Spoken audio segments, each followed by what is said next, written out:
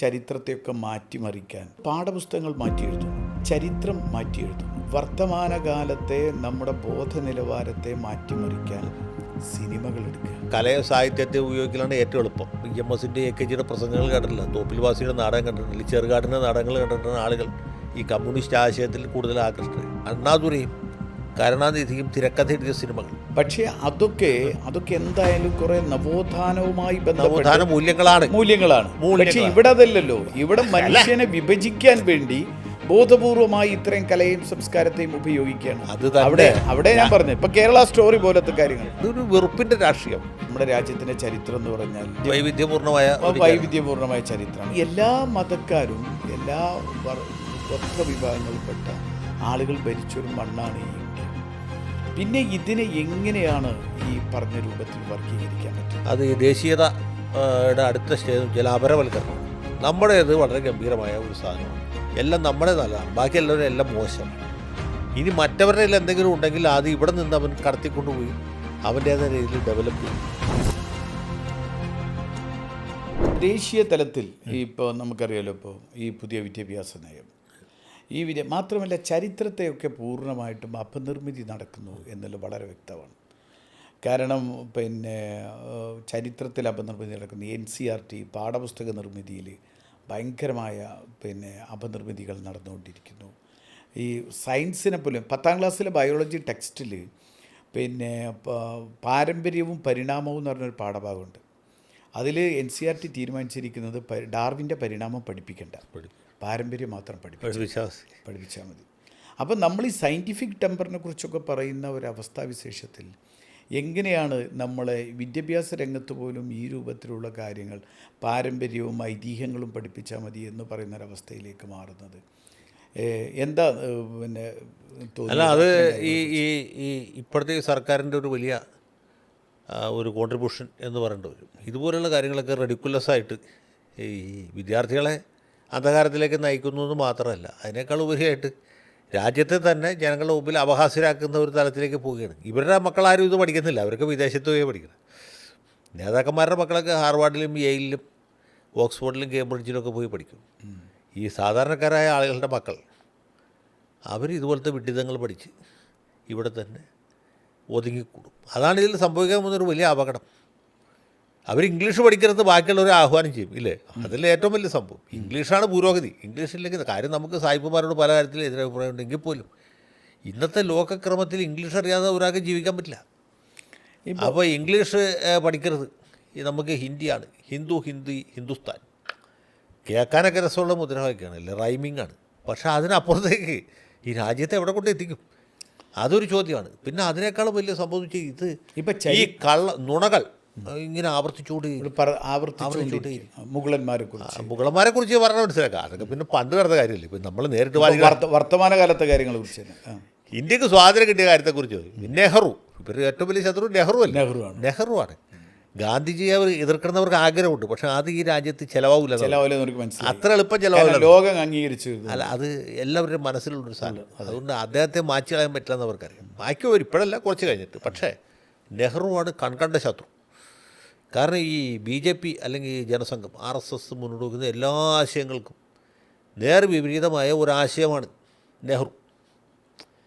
അതുകൊണ്ടാണ് ഇവർ സർദാർ പട്ടേലിനെ പോക്കാൻ നോക്കുന്നത്. പട്ടേലിനുള്ള സ്നേഹം കൊണ്ടല്ല, പട്ടേലിന് കണ്ടവാരം പൊക്കി കഴിയുമ്പോൾ നെഹ്റു അതനുസരിച്ച് ചെറുതാകാൻ വേണ്ടി. ഇനിയിപ്പോൾ പാരലായിട്ട് സുഭാഷ് ചന്ദ്രബോസിനെ അല്ലെങ്കിൽ രാജഗോപാലാചാര്യ, ഇപ്പോൾ കഴിഞ്ഞ ദിവസം കണ്ടില്ലേ രാഷ്ട്രപതി ഭവനിൽ രാജാജിയുടെ പ്രതിപോച്ചാൽ തെറ്റൊന്നുമില്ല, നമുക്ക് ആക്ഷേപമില്ല. പക്ഷേ ഈ രാജാജിയെ പൊക്കുന്നത് വേറെ ആളുകളെ മോശമാക്കാൻ വേണ്ടി, താഴ്ത്താൻ വേണ്ടി, അല്ലെങ്കിൽ ഓരോരുത്തർക്കും ഓരോ ബഹുമതികൾ കൊടുക്കുന്നത് കൃത്യമായ രാഷ്ട്രീയ ഉദ്ദേശം വെച്ചിട്ടുണ്ട്. കർപ്പൂരി ഠാക്കൂറിന് ഭാരതരത്നം കൊടുത്തു, അതിൽ തെറ്റൊന്നുമില്ല.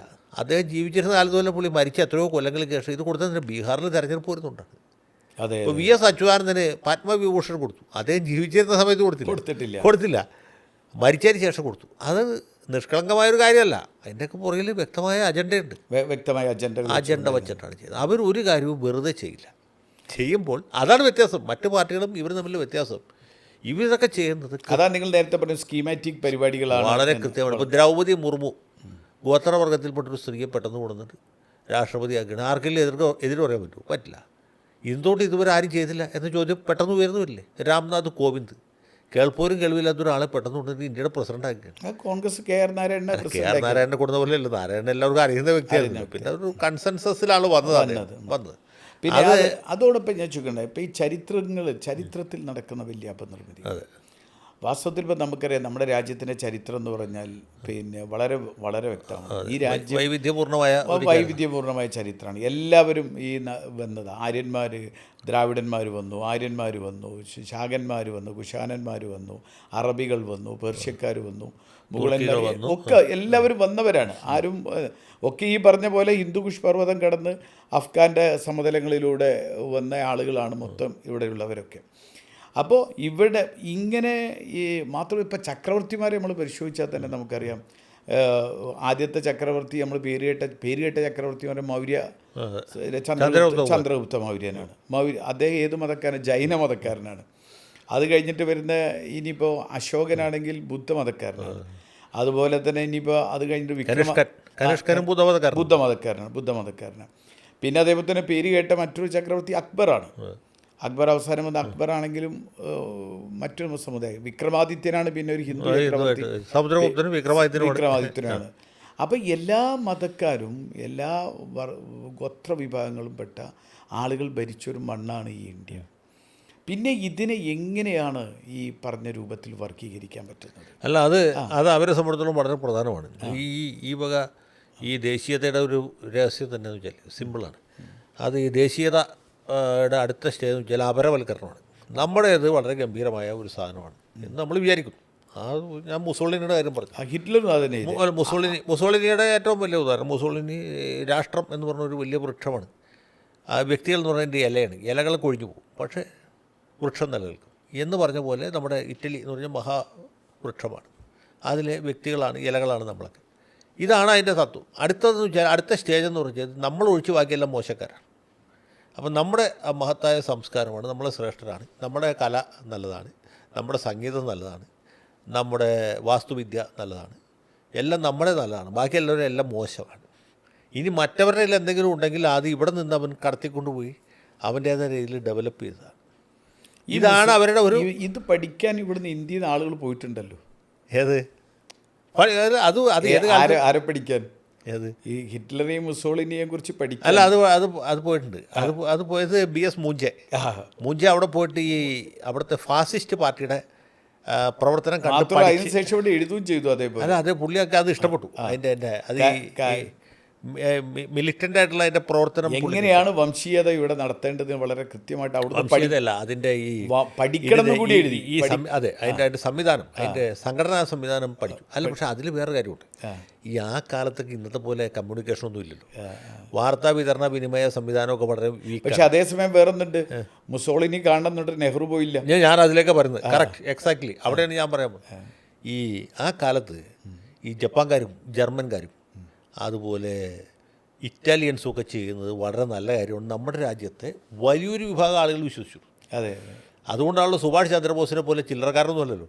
സുഭാഷ് ചന്ദ്രബോസ് ഇവിടെ നിന്ന് കൽക്കട്ടയിലെ അദ്ദേഹത്തിൻ്റെ വീട്ടിൽ നിന്ന് ഒളിച്ചോടി കാബൂൾ വഴിക്ക് ബെർലിനിലെത്തി ഹിറ്റ്ലറെ നേരിട്ട് കണ്ട് ഇന്ത്യയും ജർമ്മനിയും തമ്മിൽ യോജിച്ച് ബ്രിട്ടീഷുകാരെ പുറത്താക്കുക. അപ്പോൾ ബ്രിട്ടീഷുകാരെ പുറത്താക്കുക എന്നുള്ളതാണ് നമ്മുടെ പ്രധാനപ്പെട്ട ഉദ്ദേശം. അതിന് വേണ്ടിയിട്ടാണ് സുഭാഷ് ചന്ദ്രബോസ് ബെർലിനിൽ പോയത്. പിന്നെ അവിടുന്ന് മുങ്ങിക്കപ്പലിൽ കയറി, ഇന്നത്തെ പോലത്തെ മുങ്ങിക്കപ്പലൊന്നുമില്ല, എത്രയോ അപകടം പിടിച്ച ആ യാത്രയാണ്.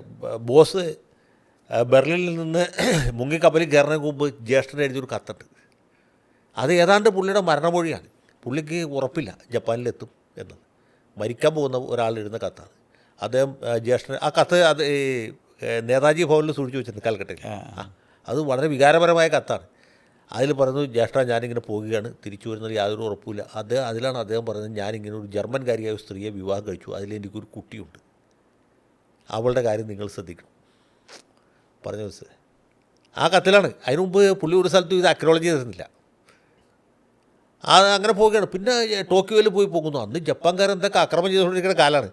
അവരുമായിട്ട് സഹകരിച്ച് നമ്മൾ യുദ്ധം ചെയ്ത് മറ്റേ ബ്രിട്ടീഷുകാരെ ഓടിക്കാൻ എത്രയും വേഗം സായുധ കലാപത്തിലൂടെ രാജ്യത്തിന് സ്വാതന്ത്ര്യം നേടണമെന്നുള്ള ഒറ്റ ഉദ്ദേശം. അതെ, അങ്ങനെയാണ് സുഭാഷ് ബോസ്. കാരണം എങ്ങനെയെങ്കിലും ഇവർ തുന്നമ്പാടി സർക്കാർ പോകണമെന്ന് വിചാരിച്ചത്, ബ്രിട്ടീഷുകാർ പോകാൻ വേണ്ടിയിട്ട്. ഈ ഉറൂബിൻ്റെ സുന്ദരിയുടെ സുന്ദരന്മാരൊക്കെ വായിച്ചാൽ ജർമ്മൻകാരുടെ ഇത് വായിച്ച് ചായക്കടയിലൊക്കെ ഇരുന്ന് പേപ്പർ വായിച്ച് ആവശ്യമുള്ള ആൾക്കാരില്ലേ, അത് അന്നത്തെ ഒരു സാമൂഹിക യാഥാർത്ഥ്യമായിരുന്നു. അല്ല ഞാൻ പറയുന്നത് അപ്പോൾ ഇത് എന്താണ് പക്ഷേ നെഹ്റുവിൻ്റെ മേന്മ എന്ന് വെച്ചാൽ നെഹ്റുവിന് മാത്രമേ ഇത് മനസ്സിലായിരുന്നുള്ളൂ.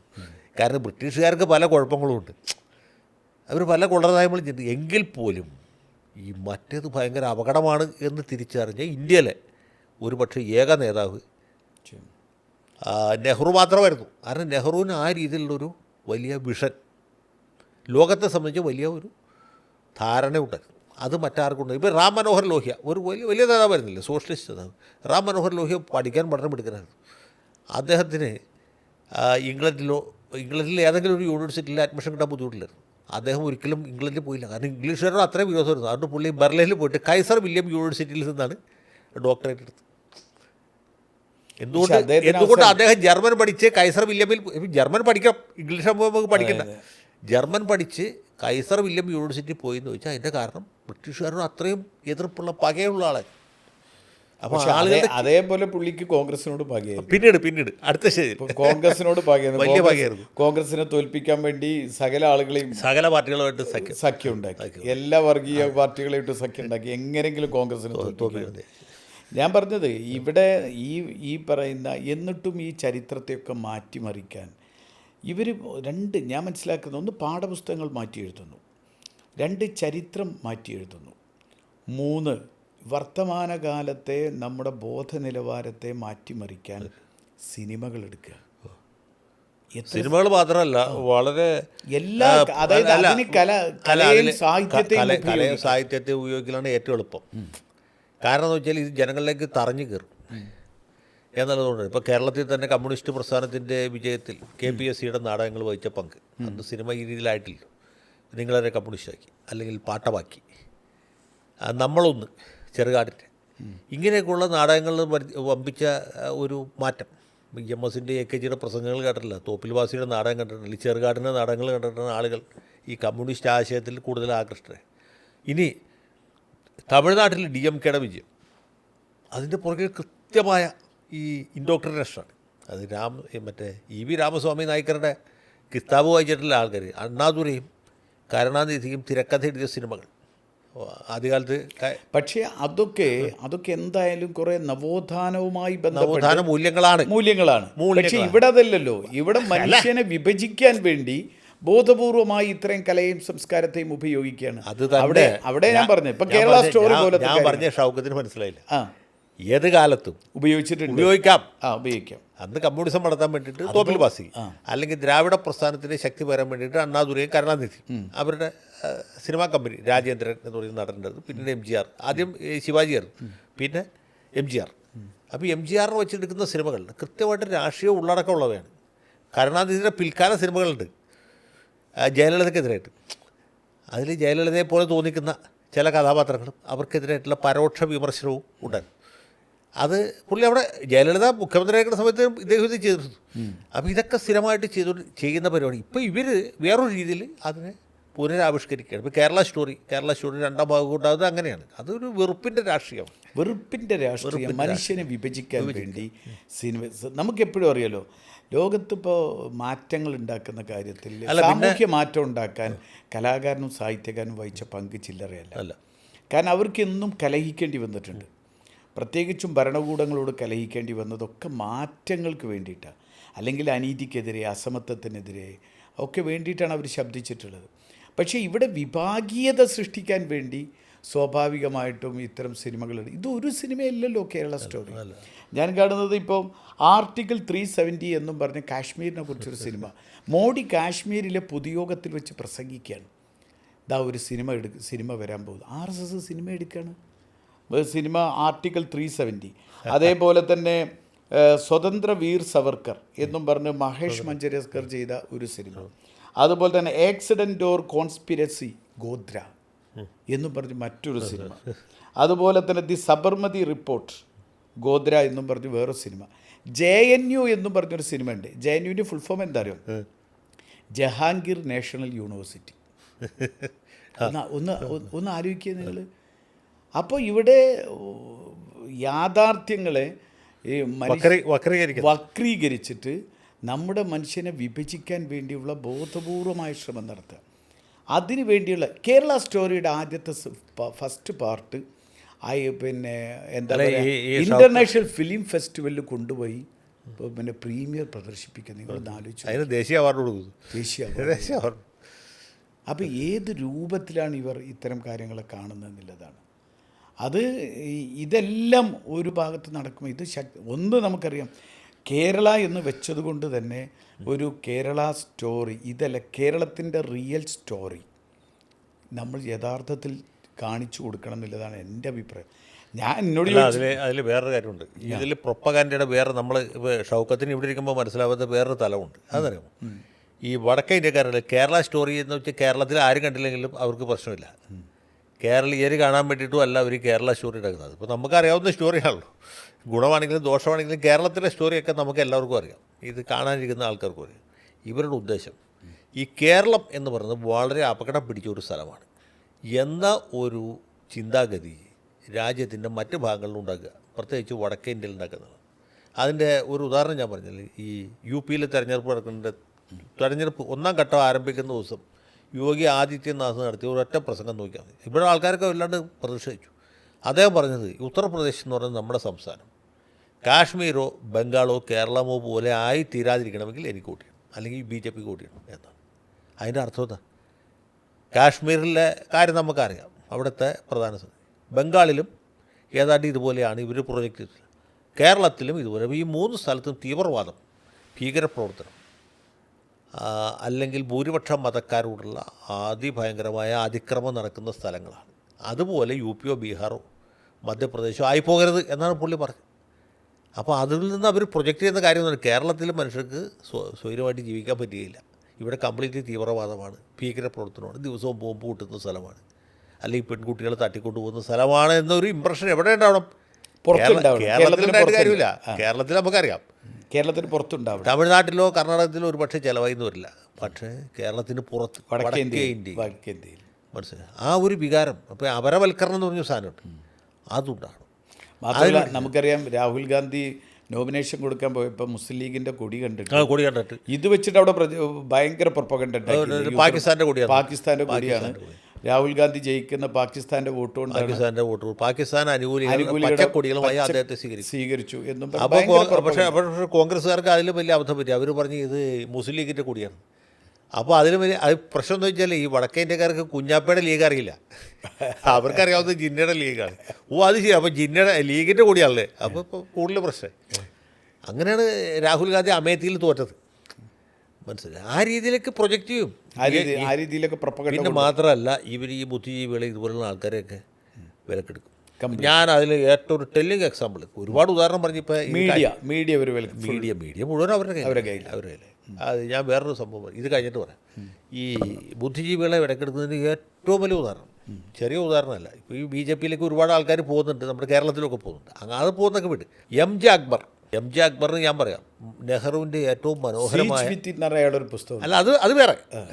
നെഹ്റുവിൻ്റെ മനോഹരമായ ജീവചരിത്രം ഒരുപാട് പേരെ എഴുതിയിട്ടുണ്ട്. Nehru the making of India ഞാൻ വായിക്കേണ്ട പുസ്തകം ഞാൻ വായിച്ചു. അത് എഴുതിയ എം ജെ അക്ബർ BJPയിൽ ചേർന്നു എന്ന് പറഞ്ഞാൽ നമുക്ക് ബാക്കിയുള്ളവരാരും പറയേണ്ട ആവശ്യമില്ല. എന്നും അതല്ല, കുറച്ചാളത്തേക്ക് പുള്ളി മന്ത്രിയുമായി, രാജ്യസഭാംഗമായി, മന്ത്രി. പിന്നെ പുള്ളി മീട്ടു അപവാദപ്പെട്ട് രാജ്യം. ഞാൻ പറഞ്ഞത് എം ജെ അക്ബർ BJP ചേരാമെന്ന് പറഞ്ഞാൽ അത് ഒരു വിധത്തിലും സംഭവിക്കാൻ പറ്റാത്തൊരു കാര്യമാണ്. മുസ്ലിം സമുദായം, പുള്ളി നോമിനലാണ് മുസ്ലിം, കൾച്ചറൽ മുസ്ലിം എന്ന് പോലും പറയാൻ പറ്റില്ല. പക്ഷേ എം ജെ അക്ബർ അതിനേക്കാളും നെഹ്റുവിൻ്റെ ഏറ്റവും വലിയ ആരാധകനാണ്. നെഹ്റുവിൻ്റെ ഏറ്റവും നല്ല ജീവിതത്തിൽ എഴുതിയ ആളാണ് എം ജെ അക്ബർ. ആ എം ജെ അക്ബർ BJP ചേർന്ന് പറഞ്ഞാൽ ഇപ്പോൾ നമ്മുടെ പ്രൊഫസർ അബ്ദുൾ സലാം ചേർന്ന് പറഞ്ഞ പോലെയല്ല. അത് എന്നോ ആദ്യം വളരെ നേരത്തെ ചേർന്നു പുള്ളി. ആരെ? M J Akbar.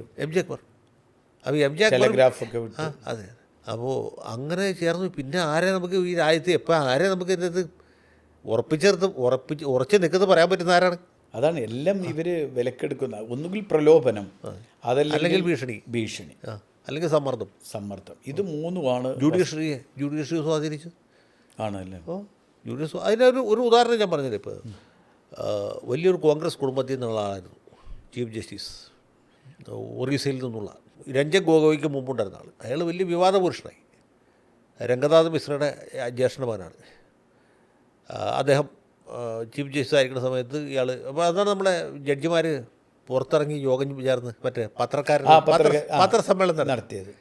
അദ്ദേഹം ചീഫ് ജസ്റ്റിസ് സ്ഥാനം കഴിഞ്ഞ് രഞ്ജൻ ഗൊഗോയി എന്നപ്പോൾ ആൾക്കാർ കഴിച്ചു ഇനിയിപ്പോൾ ഗൊഗോയി ശരിയാക്കി തരും. ഗൊഗോയിയുടെ അച്ഛൻ ആസാമിൽ മുഖ്യമന്ത്രി ആയിരുന്ന ആളാണ്, KC ഗൊഗോയി. അപ്പോൾ സ്വാഭാവികമായിട്ടും കോൺഗ്രസ്സുകാരനാണ്, കോൺഗ്രസ് ഫാമിലി എന്നുള്ളതാണ്. പക്ഷേ ഗൊഗോയിയെ ഇവർ മാത്രമല്ല, ഈ 2019 ഇലക്ഷൻ നടക്കുന്ന സമയത്ത് അന്ന് ഗൊഗോയിയാണ് ചീഫ് ജസ്റ്റിസ്. അദ്ദേഹം വേനലിൻ്റെ അവധിക്ക് ചീഫ് ജസ്റ്റിസ് തന്നെ സിറ്റിംഗ് നടത്തി. കാരണം ഒരിക്കലും ചീഫ് ജസ്റ്റിസ് അല്ലെങ്കിൽ സീനിയർ ജഡ്ജിമാർ വേനലിൻ്റെ അവധിക്ക് സിറ്റിംഗ് നടത്തില്ല. അവധിക്കാല കോടതി കൃത്യമായിട്ട് ഡേറ്റ് ഫിക്സ് ചെയ്ത് പുള്ളിയിരുന്നു. കാരണം എന്ന് വെച്ചാൽ ഈ മോഡിക്ക് ഭൂരിപക്ഷം കിട്ടുകയില്ല. മൈനോറിറ്റി ഗവൺമെൻറ് വരികയാണെങ്കിൽ രാഷ്ട്രപതി തന്നിഷ്ടപ്രകാരം ഭൂരിപക്ഷം ഇല്ലെങ്കിലും മോഡിയെ ക്ഷണിച്ച് കളയും എന്നൊരു പേടി അല്ലെങ്കിൽ ഒരു ചിന്താഗതി പൊതുവേ ഉണ്ടായിരുന്നു. അപ്പോൾ അങ്ങനെ ഒരു കണ്ടിജൻസി വരികയാണെങ്കിൽ ഇടപെടാൻ വേണ്ടിയിട്ടാണ് ഗൊഗോയി വേനൽ അവധിയിൽ കയറിയിരുന്നത്. പക്ഷേ റിസൾട്ട് വന്നപ്പോൾ അവർക്ക് വലിയ തമ്പിങ് മെജോറിറ്റി കിട്ടി. ഗൊഗോയി ഇരുന്നത് വെറുതെ ഗൊഗോയുടെ വേനൽ അവധി പോയി എന്ന് മാത്രമേ ഉള്ളൂ. പക്ഷേ അത് അമിത്ഷാ ആഭ്യന്തരമന്ത്രി ഇട്ടു. ആ പുള്ളി കൃത്യമായിട്ട് കണക്ക് വെച്ചിട്ട് എന്ന് വെച്ചാൽ ഗൊഗോയ്ക്കെതിരെ ലൈംഗിക ആരോപണം കൊടുത്തു. ഗൊഗോയി അമങ്ങിപ്പോയില്ലേ, അഴിമതി ആരോപണം പിന്നെ പിടിച്ചേക്കാം. ലൈംഗിക ആരോപണം വന്നപ്പോൾ ഇയാൾ ഇരുന്നു പോയി. അങ്ങനെയാണ് ഈ അയോധ്യ കേസിലൊക്കെ വിധി ഉണ്ടായത്. മനസ്സിലായി? ഒരാളെ തകർക്കണമെന്ന് വെച്ചാൽ ഏത് എക്സ്റ്റൻറ്റ് വരെ പോകും. എങ്ങനെ തകർക്കേണ്ടവരെ തകർക്കും, അവന് ഉയർത്തേണ്ടവന് ഉയർത്തും. ആ ബെഞ്ചിലുണ്ടായിരുന്നല്ലോ ജസ്റ്റിസ് അബ്ദുൾ നസീർ, അദ്ദേഹം കർണാടകക്കാരനാണ്. അദ്ദേഹത്തെ ആന്ധ്രയിൽ ഗവർണറായിട്ട് വെച്ചു. റിട്ടയർ ചെയ്തതിൻ്റെ പിറ്റേ ദിവസം മറ്റേ പുള്ളിയെ രാജ്യസഭയിൽ വെച്ചു. ഇതാണ് അവരുടെ എന്ത് ചെയ്യാൻ പഠിക്കാത്ത ആൾക്കാരാണ്. അപ്പോൾ തകർത്ത് കളയും. ഒന്നുകിൽ നാമാവിശേഷമായി കളയും, അല്ലെങ്കിൽ അവനെ എടുത്തു ഉയർത്തി കളയും. അമിത്ഷയ്ക്കെതിരെ വിധി പറയാൻ വെച്ച ജസ്റ്റിസ് ലോയല്ലേ പെട്ടെന്ന് മരിച്ചു, പെട്ടെന്ന് മരിക്കുന്നത്. എത്ര പേര്? ഗുജറാത്തിലെ ആഭ്യന്തരമന്ത്രിക്ക് എന്താ സംഭവിച്ചത്? ഇതിനൊക്കെ പറ്റിയ ഒരാൾ, ഒരു പാരലൽ ഇന്നിപ്പോൾ ലോക രാഷ്ട്രീയത്തിലുള്ള വ്ളാഡിമിർ പുടിനാണ്. അവിടെ വലിയ അഭിപ്രായ സ്വാതന്ത്ര്യമൊക്കെ ഉണ്ട്. ഞാൻ പോയി വിശദമായിട്ട് നടന്ന് കണ്ടതാണ്. മോസ്കോയിൽ കൂടിയൊക്കെ നമുക്ക് മലയാളത്തിൽ പോലും പുട്ടിനെ കുറ്റം പറയാൻ പറ്റില്ല. അപ്പോൾ പറഞ്ഞ പിറ്റേ ദിവസം ആണല്ലേ. വേറെ ഒരു കുഴപ്പമില്ല, ബാക്കി എല്ലാ കാര്യങ്ങളിലും സ്വാതന്ത്ര്യമുണ്ട്. അവിടെ പ്രതിപക്ഷ നേതാവിന് സർക്കാർ കാറും പാർട്ടിക്ക് സ്വന്തം ഓഫീസൊക്കെ ഉണ്ട്. അതൊക്കെ വാടക കൊടുക്കുന്നത് ഗവൺമെൻറ്റിൽ നിന്നാണ്. പക്ഷേ ഭരണകർത്താവിനെ കുറിച്ച് ആക്ഷേപിച്ചു മിണ്ടാൻ പാടില്ല.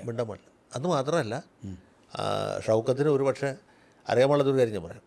അവിടെ റഷ്യയുടെ പൂർവ്വപിതാക്കന്മാരായിട്ടുള്ള ആളുകളെ പുള്ളി ഒരു വലിയ ലിസ്റ്റാക്കി വെച്ചിട്ടുണ്ട്. അത് വ്ളാഡിമിർ എന്ന് പറഞ്ഞ പഴയ ആദ്യ പിതാവ് മുതലേക്ക് ഇങ്ങോട്ട് ജോസഫ് സ്റ്റാലിൻ വരെയുള്ള വലിയൊരു ലിസ്റ്റുണ്ട്. അവരെ ആരെങ്കിലും ദുഷിച്ച് എന്തെങ്കിലും പറഞ്ഞാൽ അവനെ പ്രോസിക്യൂട്ട് ചെയ്ത് ജയിലിൽ ആണല്ലേ. സ്റ്റാലിനെ ദുഷിച്ചാലും മതി, ലെനിനെ കുറ്റം പറഞ്ഞാലും ശിക്ഷയുണ്ട്.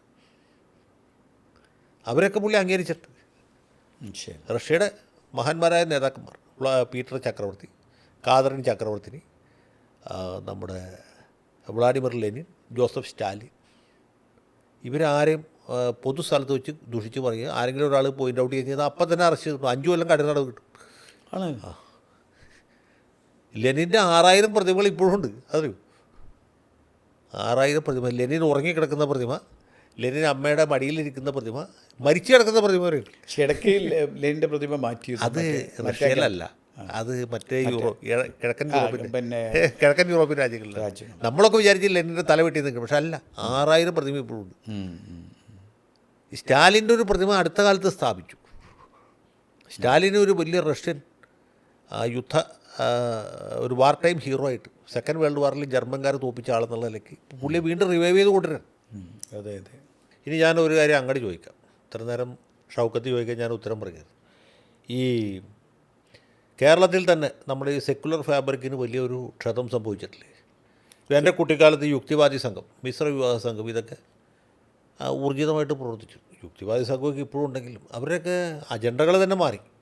അതിനേക്കാൾ ഉപരിയായിട്ട് ഇവർക്കൊക്കെ ഒരു ദിശാബോധം നഷ്ടപ്പെട്ടു. ഇതിനൊക്കെ മുമ്പുണ്ടായിരുന്ന ഒരു സ്വീകാര്യത നമ്മുടെ പൊതുസമൂഹത്തിൽ ഇപ്പോൾ ഇല്ല. യുക്തിവാദികളുടെ എണ്ണം വർദ്ധിച്ചു, നിരീശ്വരവാദികളുടെ എണ്ണം വർദ്ധിച്ചു, അതൊക്കെ ശരിയാണ്. പക്ഷേ ഒരു ദിശാബോധം നഷ്ടപ്പെട്ട പോലെ എനിക്ക് പലപ്പോഴും തോന്നിയിട്ടുണ്ട്. അങ്ങനെ ഒരു വലിയ അപജയം നമ്മുടെ പൊതുസമൂഹത്തിലുണ്ട്. കമ്മ്യൂണിസ്റ്റ് പാർട്ടികൾക്ക് മാത്രമല്ല, കോൺഗ്രസ് അടക്കമുള്ള അല്ലെങ്കിൽ സോഷ്യലിസ്റ്റ് പ്രസ്ഥാനത്തിലൊക്കെ ഈ പറഞ്ഞ രീതിയിൽ വലിയൊരു ക്ഷീണം സംഭവിച്ചിട്ടില്ലേ? ഞാൻ വേറെ വളരെ പേഴ്സണലായിട്ട് ചോദിക്കാം, ആര്യാടൻ മുഹമ്മദ് ഈ വക കാര്യങ്ങളെക്കുറിച്ച് എടുത്തിരുന്ന നിലപാട് എനിക്ക് താങ്കൾക്കറിയാം, എനിക്കും അറിയാം അതെ, ഇല്ലേ? അദ്ദേഹത്തിൻ്റെ അത്രയും ആർജവത്തോടി, അത്രയും ആരുറപ്പോടുകൂടി, തൻ്റെ ഇടത്തോടി, ചങ്കൂറ്റത്തോടി ഇതിനൊക്കെ എതിർക്കാനുള്ള ധൈര്യം ഷൗക്കത്തിന് പണ്ടുണ്ടായിരുന്നു, ഇപ്പം ഉണ്ടോ? പോയിന്റ് ബ്ലാങ്കായിട്ടുള്ള ചോദ്യമാണ്. വെടി പൊട്ടി നെഞ്ചിലേക്ക് വെടി പൊട്ടിക്കുക, ധൈര്യമായിട്ട് ഉത്തരം പറയാം. ധൈര്യമായിട്ട് പറയാൻ പറ്റുമോ? ഇല്ല, ഞാൻ പാപ്പ എടുത്തിരുന്ന അതേ നിലപാട് അത്രയും ചങ്കൂറ്റത്തോടി എടുക്കാൻ നിങ്ങൾക്ക് പറ്റുമോ? നിങ്ങൾ തന്നെ ഈ പാഠം ഒന്നൊരു വിലാപം എടുത്ത കാലത്ത് അത്രയും ചങ്കൂറ്റത്തോടി ഈ വക സാധനങ്ങൾക്ക്, ഇപ്പോൾ കലാസൃഷ്ടിയെക്കുറിച്ച് നമ്മൾ പറഞ്ഞില്ലേ, ഒപ്പക്കാരൻ്റെ സിനിമ, ആ സിനിമ കണ്ട് ഞാൻ കരഞ്ഞു പോയ ആളാണ്. അതിൽ ജീവിതമുണ്ട്, തീർച്ചയായിട്ടും. അതിൽ ആ പെൺകുട്ടിയുടെ അനുഭവം എന്ന് പറയുന്നത് പൊള്ളിക്കുന്ന അനുഭവമാണ്. അത് ബംഗ്ലാദേശിലെ സർക്കാർ വാങ്ങിച്ച് അവിടെ ഇല്ലേ കാണിച്ചു.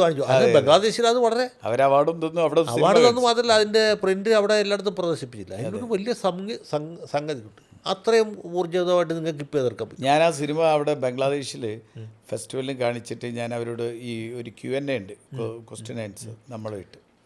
അപ്പോൾ ഞാൻ പറഞ്ഞു, ഇത് എൻ്റെ നാട്ടിലെ എൻ്റെ ഗ്രാമത്തിലെ ഒരു സ്റ്റോറിയാണ് എന്ന് പറഞ്ഞപ്പോൾ അവർ സ്ത്രീകൾ എണീച്ച് നിന്നിട്ട് പറഞ്ഞു, ഇത് നിങ്ങളുടെ ഗ്രാമത്തിലെ സ്റ്റോറി മാത്രമല്ല, ഞങ്ങളെ അനുഭവമാണ്. അവർ ബംഗ്ലാദേശിലെ സ്ത്രീകൾ എണീച്ച് നീണ്ട് സംസാരിച്ചു. അല്ല, ഞാൻ ചോദിച്ചതിൻ്റെ അതെ, ഞാൻ എന്താ ഇതിൻ്റെ ഒരു സംഭവം എന്ന് വെച്ചാൽ, ഒന്ന് കേരളത്തിൽ ഇപ്പം നിങ്ങൾ പറഞ്ഞ പോലെ തന്നെ കേരളത്തിലൊരു സെക്യുലർ സ്പേസ് കുറഞ്ഞു വരും. ഒന്ന്, ഈ സെക്യുലർ എന്ന് പറയുന്നത് ഒരു വോട്ട് ബാങ്ക് അല്ലല്ലോ. സെക്യുലർ വോട്ട് ബാങ്ക് അല്ല. അതുകൊണ്ട് ഒരു സെക്യുലർ വോട്ട് ബാങ്ക് അല്ലാത്തത് കൊണ്ട് ഇവരെ പരിഗണിക്കുകയോ അതല്ലെങ്കിൽ ഇവരെ കൂടെ നിർത്തുകയോ ചെയ്യാൻ ഒരു രാഷ്ട്രീയ പാർട്ടിക്കും താല്പര്യമില്ല. ഒന്ന്, അതാണ് വാസ്തവം.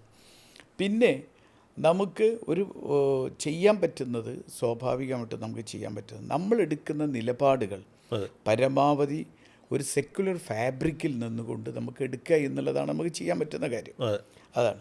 അതിന് നമുക്ക് പിന്നെ സ്വാഭാവികമായിട്ടും, പിന്നെ എൻ്റെ പിതാവ് നടത്തിയിരുന്ന ഒരു കാലത്തിൽ നിന്നും കാലം മാറിയിട്ടുണ്ട്. എൻ്റെ പിതാവ് രാഷ്ട്രീയ പ്രവർത്തനം നടത്തിയിരുന്ന കാലം എന്ന് പറഞ്ഞാൽ രാജ്യത്തൊരു സെക്യുലർ ഗവൺമെൻറ് രാജ്യത്തുണ്ടായിരുന്നു കൃത്യമായിട്ട്. പിന്നെ അതിനെ എതിർക്കുന്ന ഇത്തരം ചില പ്രശ്നങ്ങളാണ് ഏറ്റവും ഉണ്ടായിരുന്ന ബുദ്ധിമുട്ടുകൾ. ഒരു സെക്യുലർ ഗവൺമെൻറ്, കാരണം അന്ന് കോൺഗ്രസ്സിനെ പിന്നെ ഒരു കോൺഗ്രസ് ഗവൺമെൻറ് രാജ്യത്ത് നിലനിൽക്കുമ്പോഴാണ് അദ്ദേഹമൊക്കെ ഇപ്പം നമ്മൾ ഏറ്റവും വലിയ പ്രശ്നം എന്ന് പറയുന്നത്, സ്വാഭാവികമായിട്ടും ഈ പറയുന്ന ഈ ഒരു സെക്യുലർ ഗവൺമെൻറ് ദേശീയ തലത്തിലില്ല എന്നുള്ളത് കൊണ്ട് തന്നെ നമുക്ക് ഇതിനകത്തുള്ള പ്രശ്നങ്ങൾ സംസാരിക്കുമ്പോൾ സ്വാഭാവികമായും നമ്മുടെ ഈ പറഞ്ഞ പിന്നെ വർഗീയ ഫാസിസത്തിനെ നമ്മൾ നേരിട്ടുള്ള എതിർപ്പിനെ ബലക്ഷയം സംഭവിക്കുമെന്നൊരു തോന്നൽ എല്ലാവരും മനസ്സിലുണ്ട്. ഞാൻ പറഞ്ഞാൽ മനസ്സിലായോ?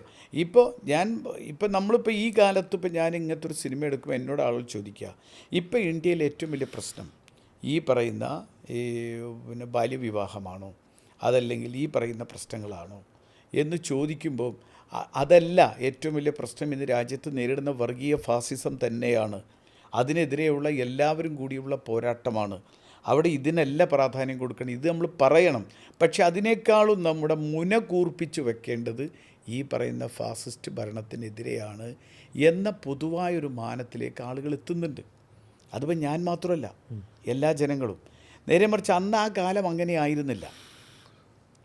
നമ്മുടെ രാജ്യത്തെ ഭരണഘടനയെ രക്ഷിക്കാൻ, അതല്ലെങ്കിൽ ഒരു മതേതര ഗവൺമെൻറ് എന്തായാലും കോൺഗ്രസിൻ്റെ നേതൃത്വത്തിലുണ്ട്. പോരായ്മകൾ ഇഷ്ടം പോലെ ഉണ്ടാവാം, വീഴ്ചകൾ ഇഷ്ടം പോലെ ഉണ്ടാവാം. പക്ഷേ എങ്കിലും ഒരു പ്രത്യേക ജാതിക്കോ മതത്തിനോ വേണ്ടി വാദിക്കാത്ത ഒരു ഗവൺമെൻറ് നമുക്ക് രാജ്യത്തുണ്ട് എന്നൊരു ബോധം എല്ലാവർക്കും ഉണ്ടായിരുന്നു. ആ ഒരു മാറ്റമാണ് വാസ്തവത്തിലുള്ളത്. ഇപ്പം ഞാൻ എൻ്റെ അവസാനത്തെ സിനിമ വർത്തമാനം എന്ന് പറഞ്ഞ സിനിമ എന്താ വെച്ചാൽ, അബ്ദുറഹ്മാൻ സാഹിബിനെ കുറിച്ച് റിസർച്ച് ചെയ്യാൻ വേണ്ടി ഒരു പെൺകുട്ടി, മുസ്ലിം പെൺകുട്ടി മലബാറിൽ നിന്ന് ജയൻ യൂണിവേഴ്സിറ്റിയിൽ പോവുകയാണ്. ആ കുട്ടി അന്ന് ഞാൻ SSLCക്ക് പഠിക്കാൻ ആഗ്രഹിക്കുന്ന ഒരു മുസ്ലിം പെൺകുട്ടിയുടെ കഥയാണ് പാഠമെന്നൊരു വിലാപത്തിൽ പറഞ്ഞത്. ഇപ്പോൾ ഞാൻ പറയുന്നത് ഇവിടെ ഇപ്പോൾ JNUവിൽ ഇഷ്ടംപോലെ പെൺകുട്ടികൾ പഠിക്കുന്നുണ്ട്. ആ കുട്ടി അവിടെ നേരിടുന്ന പ്രശ്നമാണ് ഇന്നത്തെ വർത്തമാനകാലത്ത്. അപ്പം നമ്മളൊരു വർത്തമാനകാലത്ത് ഏറ്റവും പ്രാധാന്യമുള്ള കാര്യങ്ങൾക്ക് ഊന്നൽ കൊടുക്കുക എന്നത് മാത്രമാണ്. അല്ലാതെ നമ്മളൊരിക്കലും നമ്മൾ പറഞ്ഞ കാര്യങ്ങളിൽ നമ്മൾ പിന്നോട്ട് പോയിട്ടില്ല. അതാർക്കൊക്കെ അപ്രിയമാണെങ്കിലും അത് തുറന്ന് പറയുക തന്നെ ചെയ്യും, ഒരു സംശയം വേണ്ട. അത് തന്നെയാണ് നമ്മുടെ നിലപാട്. ഞാനിപ്പോഴും ഓർക്കുന്ന ഒരു സംഭവമുണ്ട്. ഈ മുഹമ്മദ് അലി ജിന്നയുടെ ജന്മദിനത്തിൽ ആര്യാടൻ മാതൃഭൂമി പത്രത്തിലൊരു ലേഖനം എഴുതി. അതിൽ ആണ് പുള്ളി ഈ ജിന്നയുടെ യഥാർത്ഥത്തിലുള്ള ജന്മദിനം ഡിസംബർ 25 ഒക്ടോബർ 27 പിന്നീട് ഈ യേശുക്രിസ്തുവുമായിട്ട് താതാത്മ്യം പ്രാപിക്കാൻ വേണ്ടി ഇദ്ദേഹം പിൽക്കാലത്ത് ജനനതീയതി തിരുത്തിയതാണ് എന്നും ഞാൻ അപ്പോഴാണ് അത് മനസ്സിലാക്കുന്നത്. അത് സത്യത്തിൽ അത് നമ്മുടെ റഫീഖ് സക്കറിയുടെ പുസ്തകത്തിൽ കൃത്യമായിട്ട് പറയുന്നുണ്ട്. അത് വായിച്ചിട്ടായിരിക്കും ഇദ്ദേഹം എഴുതി. ഈ ലേഖനം മാതൃഭൂമിയിൽ വന്നപ്പോൾ ഇവിടുത്തെ ലീഗുകാരൊക്കെ വളരെ വിഷണ്ണരായി. എന്നിട്ടൊരാൾ ചന്ദ്രികയിൽ അതിന് പ്രതി ലേഖനം എഴുതി. ഞാൻ വാരാന്ത്യം നടത്തുന്ന കാലത്താണ്. അപ്പോൾ ഞാനത് അതിൽ പരാമർശിച്ചായിട്ട് ഓർക്കുന്നുണ്ട്. അപ്പോൾ ഇങ്ങനെ അദ്ദേഹത്തിന് ആ രീതിയിലുള്ള റീഡിങ്ങും ഈ രീതിയിലുള്ള ഉൾക്കാഴ്ച ഉണ്ടായിരുന്നു. തീർച്ചയായിട്ടും. മാത്രമല്ല അദ്ദേഹത്തിന് അത് പറയാനുള്ള യാതൊരു മടിയുണ്ടായിരുന്നില്ല. അതാണ് തൻ്റെ ഇടമായിരുന്നു പുള്ളിയുടെ ഒരു വലിയ. പിന്നെ ആള് വലിയൊരു രസികനുമായിരുന്നു. ഒരേ സമയത്ത് തൻ്റെ ഇടയുമായിരുന്നു, ഒരു രസികനുമായിരുന്നു. ഈ നമ്മൾ ഈ മാപ്പിളഭരിതം എന്ന് പറഞ്ഞ ഒരു സാധനമുണ്ടല്ലോ, ഒരു രസികത്വമുണ്ട് മാപ്പിളമാരിലെ. ഏറനാട്ടിലെ മാപ്പിളമാരിൽ കാരശ്ശേരി ഭാഷ അതിനെക്കുറിച്ച് പുസ്തകം തന്നെ എഴുതിയിട്ട് മാപ്പിള ശൈലി, മാപ്പിളമാരുടെ രസികത്വം, മാപ്പിള തമാശ, തീർച്ചയായിട്ടും നമ്പൂരി ഫലിതം പോലെ തന്നെ. അപ്പോൾ അതിൻ്റെ ഒരു വലിയൊരു പ്രതിനിധിയായിരുന്നു, ഒരു പ്രതീകമായിരുന്നു അദ്ദേഹം. പുള്ളിക്ക് ആരെയും കൂസലുണ്ടായിരുന്നില്ല. അതെ. മാത്രമല്ല പിന്നെ പുള്ളി നന്നായി ഇനിയിപ്പോൾ ഏത് പ്രസംഗമാണെങ്കിൽ നന്നായി പ്രിപ്പയർ ചെയ്യും, പഠിച്ചിട്ടേ പുള്ളി സംസാരിക്കുകയുള്ളായിരുന്നു. വളരെ കൃത്യമായി. നമ്മുടെ വി ഡി സതീശൻ ഒരിക്കൽ, ഇപ്പോഴൊന്നുമല്ല, കൊല്ലങ്ങൾക്ക് മുമ്പ് 2009 ആയിരിക്കാം, ഞങ്ങളൊരിക്കൽ ഇങ്ങനെ കാറിൽ യാത്ര ചെയ്യണം. അപ്പോൾ സതീശനോട് ഞാൻ ചോദിച്ചു എങ്ങനെയാണ് നിയമസഭയിൽ ആരൊക്കെയാണ് നമ്മളെ ഒരു ഇൻസ്പയറിംഗ് ആയിട്ടുള്ള പുള്ളി പറഞ്ഞു 2 പേരാണ്. ഒന്ന് മാണി സാറാണ്. മാണി സാറിൻ്റെ ലീഗൽ സെൻസ് അപാരമാണ്. നിയമപരമായ കാര്യങ്ങളിൽ അതിന് ഉൾക്കാഴ്ച, അത് ഭരണത്തിലും ഈ പാർലമെൻ്ററി പ്രൊസീഡിങ്സ്. പൊളിറ്റിക്കൽ ആയിട്ട് ആര്യാടൻ്റെ പൊളിറ്റിക്കൽ സെൻസ് അപാരമാണ്. ഇവർ 2 പേരാണ് എൻ്റെ പാഠപുസ്തകങ്ങൾ അന്ന് പറഞ്ഞു. എത്ര കൊല്ലം മുമ്പ്? 2009 പുള്ളി ആദ്യമാവുന്നത് 2001 രണ്ടാമത്തെ ടൈമിൽ അത് പ്രതിപക്ഷത്താണ്. ഫാദറിന് വലിയ ഇഷ്ടമായിരുന്നു സതീശൻ നന്നായിട്ട് പഠിക്കും. ഫാദറിന് ഈ അസംബ്ലിയിലേക്ക് പുതുതായി വരുന്ന ആളുകൾ നന്നായി പഠിക്കുന്നവരെ ഭയങ്കര ഇഷ്ടമാണ്. അവർക്ക് ഇരുത്തി പറഞ്ഞു കൊടുക്കും, അവരോട് ഇന്ന പുസ്തകം റെഫർ ചെയ്യണമെന്ന് കൃത്യമായി പറഞ്ഞു കൊടുക്കും. നമ്മുടെ ലെജിസ്ലേച്ചറിൻ്റെ ലൈബ്രറി കൃത്യമായിട്ട് ഉപയോഗിക്കണം എന്ന് ഫാദർ ഭയങ്കരമായിട്ട് ഉപയോഗിക്കും. അസംബ്ലിയുടെ ലൈബ്രറി കാര്യമായിട്ട് ഉപയോഗിക്കുന്ന ഒരാളായിരുന്നു ഫാദർ. അപ്പോൾ അതും ഫാദറിന് ഭയങ്കര ഇഷ്ടമായിരുന്നു. സതീശൻ ആദ്യമേ ഫാദറിന് വലിയ ഇഷ്ടമാണ്, കാരണം കാര്യങ്ങൾ പഠിക്കുന്ന അല്ല UDF സർക്കാർ വരും എന്നുള്ളൊരു ട്രെൻഡാണുള്ളത്. അത് കോൺഗ്രസിൻ്റെ അല്ലെങ്കിൽ UDFൻ്റെ മേന്മ കൊണ്ടല്ല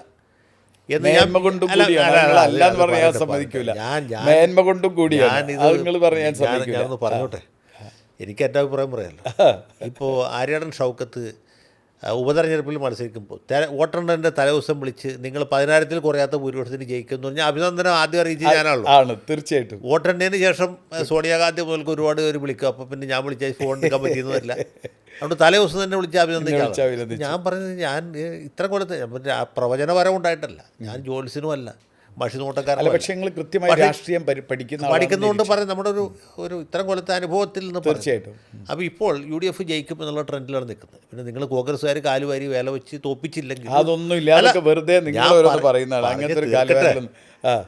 കാലുവാരി വേല വെച്ച ആളുകൾ തോപ്പിച്ചില്ലെങ്കിൽ ഒരു 90 സീറ്റിൽ കുറയാതെ 110 വരെ പോയാലും അത്ഭുതമില്ല. 105 പ്രധാനപ്പെട്ട സംഖ്യയാണ്. കാരണം 105 കടന്നാൽ പിന്നെ രാജ്യസഭയിലേക്ക് പോലും ഇവിടെ ഒരാളെ അയക്കാൻ പറ്റില്ല നമ്മുടെ ഭാഗത്ത്.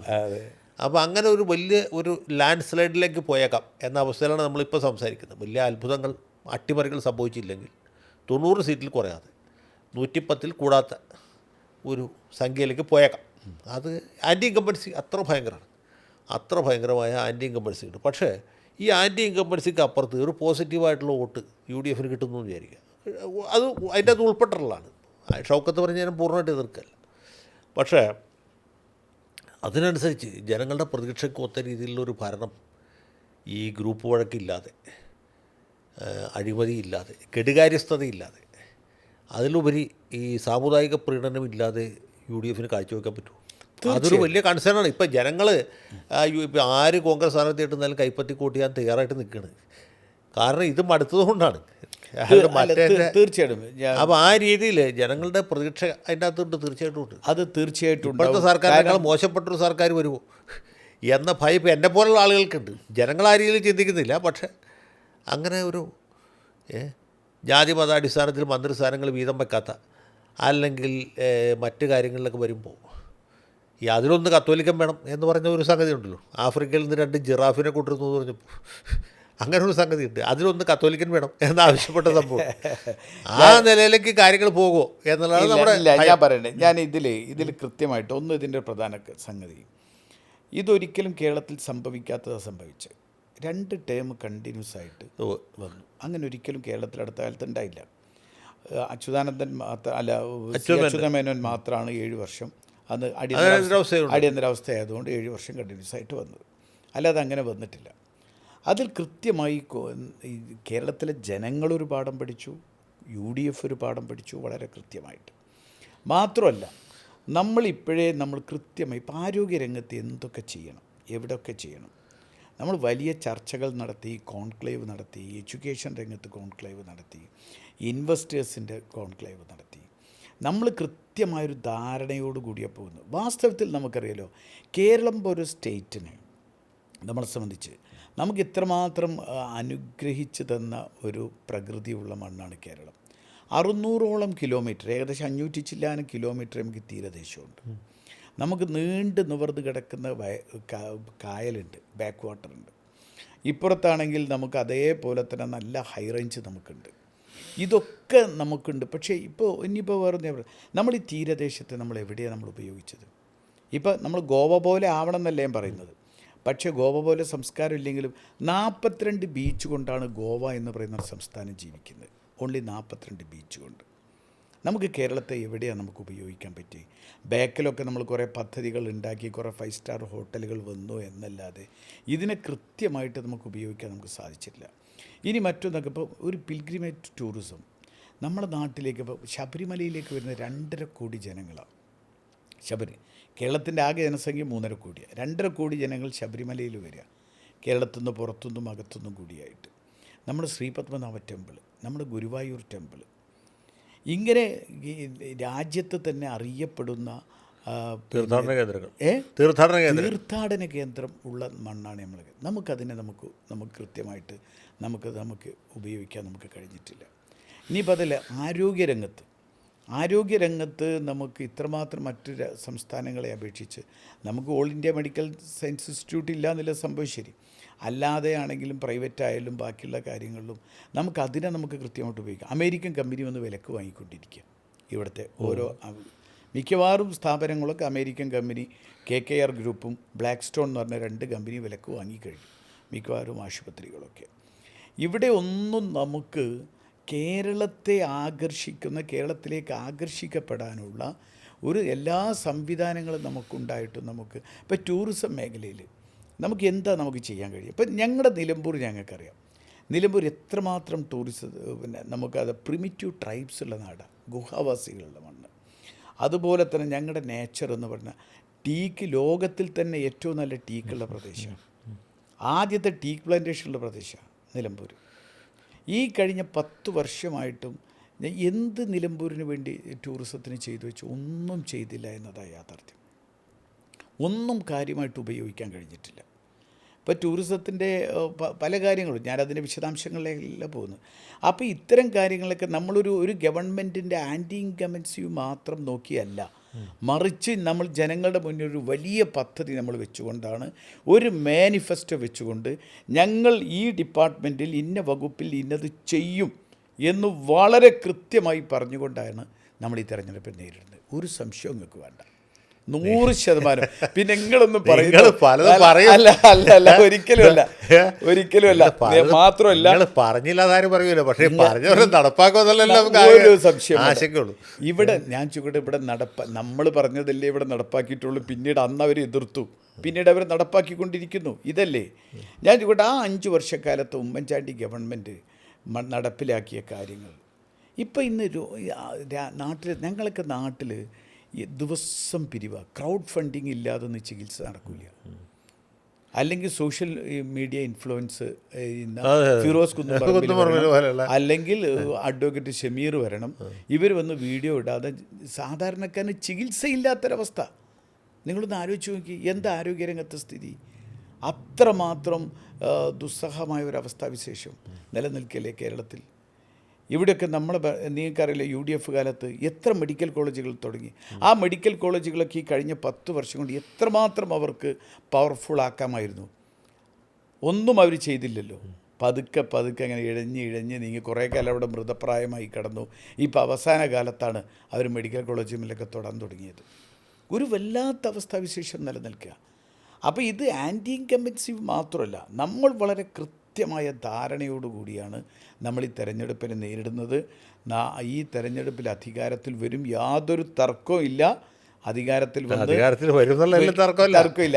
കേരളം ഇതുവരെ കണ്ടിട്ടില്ലാത്ത രൂപത്തിലുള്ള ഒരു നല്ല ഗവൺമെൻറ് ആയിരിക്കും, നല്ല ഗവേണൻസ് ആയിരിക്കും കേരളത്തിൽ ഉണ്ടാകുമ്പോൾ, ഒരു സംശയവും വേണ്ട. ഞങ്ങൾക്ക് 100% ഉറപ്പ് വരികയാണ്. അപ്പോൾ എന്തായാലും ഇത്ര സമയം നമ്മൾ ഈ ചെലവഴിച്ചതിൽ സന്തോഷമുണ്ട്. കാരണം എപ്പോഴും നിങ്ങൾ കേൾക്കുന്നു, നേരിട്ട് നമ്മൾ പലപ്പോഴും ഫോണിൽ കൂടി അല്ലാതെ കാണുന്നല്ലാതെ ഫോണിൽ കൂടി സംസാരിക്കുന്നല്ലാതെ, എങ്കിലും നിങ്ങളായിട്ട് നമ്മൾ ഇത്ര സമയം ഇരിക്കാൻ കഴിഞ്ഞത് വലിയ കാര്യമായിട്ട് കാണുന്നത്. അപ്പോൾ എന്തായാലും കാണാം. എല്ലാവിധ ആശംസകളും തിരിച്ചു. അല്ല, ഏതായാലും ഉപതെരഞ്ഞെടുപ്പിൽ അത്ര ടഫായിരിക്കില്ല പൊതുതെരഞ്ഞെടുപ്പ് എന്നുള്ളത് കൊണ്ട് എന്ന് വിചാരിക്കുന്നതിനേക്കാളും വേറൊരു വികാരമാണല്ലോ ഇപ്പോൾ ഉള്ളത്. അതെ, തീർച്ചയായും. എങ്കിലും എനിക്ക് 8 മാസമാണ് കിട്ടിയത്. ഈ 8 മാസം കൊണ്ട് കഴിഞ്ഞ കാലത്ത് കൊണ്ടുവന്ന കുറേ പദ്ധതികൾ മൃതപ്രായമായി കിടന്നിരുന്നു. അതൊക്കെ നമ്മൾ പുറത്തെടുത്തു. നമ്മുടെ നിലമ്പൂർ ബൈപ്പാസ്, നിലമ്പൂരിൻ്റെ ഗവൺമെൻറ് കോളേജ്, നിലമ്പൂർ ജില്ലാ ആശുപത്രിയുടെ പദ്ധതികൾ, അങ്ങനെയുള്ള കുറേ പദ്ധതികൾ നമുക്ക് പുറത്തെടുക്കാൻ കഴിഞ്ഞു. അതിനൊക്കെ പുതിയ ഓർഡറുകൾ വാങ്ങിച്ചു, അതിനൊക്കെ ജീവൻ വെപ്പിക്കാൻ കഴിഞ്ഞു എന്ന് പറയുന്നൊരു വലിയ സന്തോഷം. Okay, thank you. അപ്പോൾ ഇനിയുള്ള കാലത്ത് പ്രത്യേകിച്ച് ഭരണം കൂടി ഉള്ളപ്പോൾ കുറച്ചുകൂടി നന്നായിട്ട്, വളരെ നന്നായിട്ട് കാര്യങ്ങൾ ചെയ്യാൻ കഴിയട്ടെ. തീർച്ചയായിട്ടും നിങ്ങൾക്ക് ഇതേപോലെ കൃത്യമായ നിരീക്ഷണവും എന്താ പറയുക. ഞാനൊരു പാട്ട് പാടിക്കൊണ്ട് അവസാനിപ്പിക്കും. Very good. അത് ഭാസ്കരൻ മാഷ് എഴുതിയ വളരെ പഴയ പാട്ടാണ്. വാപ്പാട് മോനെന്ന് ലോകം പുകഴ്ത്തുമ്പോൾ വാപ്പാക്ക് കൽബ് കുളിർത്തിയിടും എന്ന് പാട്ടിട്ടുണ്ട്. അങ്ങനെ പാട്ടുണ്ട്. വാപ്പാക്കും ഉമ്മാക്കും 1000 ഉമ്മയും കൊണ്ടിങ്ങ് വരുമല്ലോ. അതിലാണത്. കുട്ടിക്കുപ്പായാണ് അച്ഛനും പപ്പയാണ്. അല്ല, കുട്ടിക്കുപ്പായത്തിൽ അതിൽ അവസാനത്തിൽ. എന്തായാലും അപ്പോൾ സന്തോഷം. വാപ്പാക്ക് കൽബ് കുളിർക്കട്ടെ.